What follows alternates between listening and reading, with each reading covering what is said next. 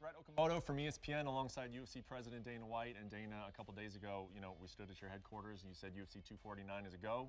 We had a full fight card. You wouldn't tell us where the location was, but you said it was going to be on ESPN. What is the status of UFC 249 2 days later? So, I told you this whole thing has been a battle since day one.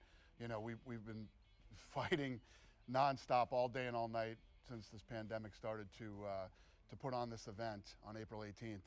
And today we got a call from the highest level you can go at Disney and the highest level of ESPN.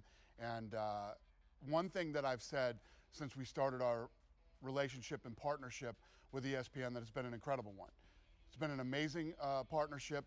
ESPN has been very, very good to us, and the powers that be there asked me to stand down and not do this event next Saturday.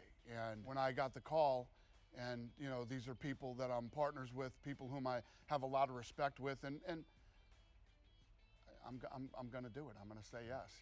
I obviously care a lot about, like I said, the fighters, my staff, and the fans. The fans, by the way, the fans have been amazing. The people that have reached out to me, from celebrities to fans to friends and family and whoever it might be, the support has been unbelievable, and I appreciate the support very much. It's been incredible. And all you heard me talk about this entire last year was how amazing ESPN is, how smart these guys are, how well everything's been done since we've been here. They want me to not go, then I won't go. But I'm going to make sure that everybody's taken care of, from my fighters to my employees, and everybody's good here. We're living in very uncertain times right now. A lot of people are worried about, how long does this last? Where am I going to have a job? When are they going to start laying people off here and there? Nobody's getting laid off here. My fighters will get every fight that they're supposed to get this year. Everybody's going to get paid, and all of my employees are taken care of too. So as long as that stuff's good, I'm good, and I know the fans are chomping at the bit for some fights to come back. I promise them I will be first, and I will be back very soon. What? Breaking news. What? Breaking news. Some fighters Not out. gonna like this. What? Not gonna like what? Let me get their tweet. Sorry. Oh, I'm no. nervous. Yeah. Sorry. Is the fight off? Yeah. What's the suspense? I was trying to get the What do tweet we up got so I here? can see it. UFC 249 has been canceled. All UFC events postponed indefinitely due to COVID-19. Dana White says he's ready to promote the event, but things were taken out of his control. Much more to come. The government stepped in and On- said, "You ain't doing on this to shit." come. Wow. That's interesting. Well, that saves me a lot of fucking thinking. Fuck. I think people are gonna hopefully realize that the worst is behind us. I think and May the hopefully numbers they'll- gonna be like this. I'm hoping they just. Obviously, I'm hoping the current treatment is the one that works. But too. if that's not the one that works, maybe they find something just as good. I think we got a lot accomplished. I do too. Me too, man. How about the fucking It was UFC's fun. canceled, and bro? then how about the fact that it happens while we're on the podcast? That was pretty crazy.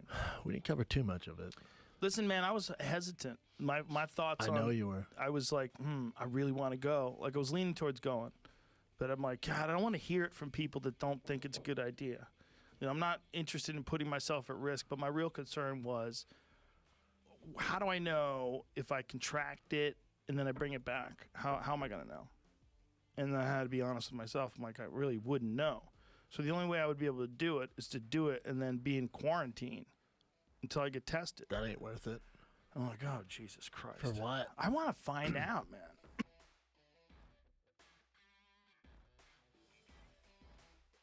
But we did see that he mentioned that you passed on fighting him for the 5th time, and it had to do something with money. Can you sort of clarify why didn't the fight happen? You mentioned you were training for it. Yeah, that's fake news.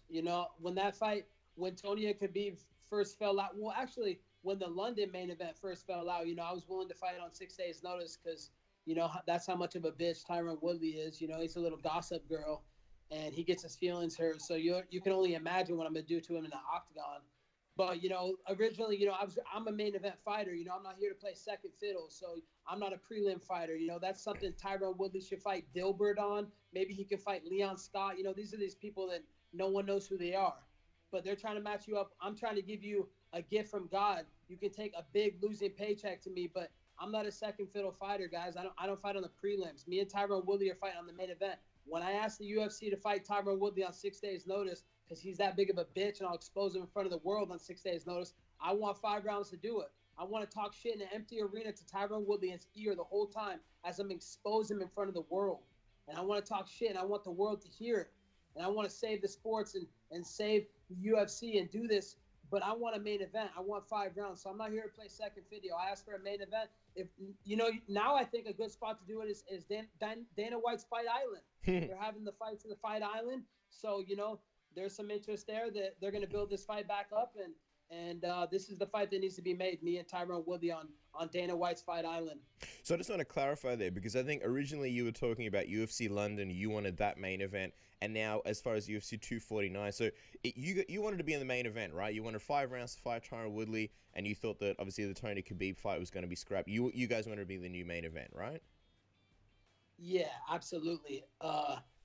Before they, I wanted the London main event. They said they were going to do it in America, maybe do it on an Indian tribe land. So I offered to be the main event on that one. And then Tony and Khabib fell out, and we didn't know if Tony was gonna still fight. He was weighing his options. So I was like, let me fight in the main event. And I'm a bigger fight than Tony Ferguson and Justin Gaethje anyways. Those guys, let's be honest, those guys are jobbers, man. Those guys aren't on my level. It's a different level when you're coming at King Colby.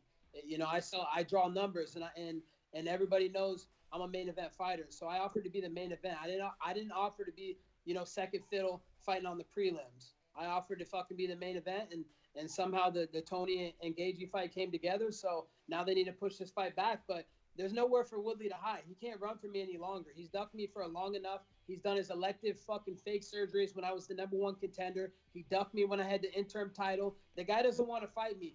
I mean, if he runs from this ass whooping now, everybody's going to know what the coward he is.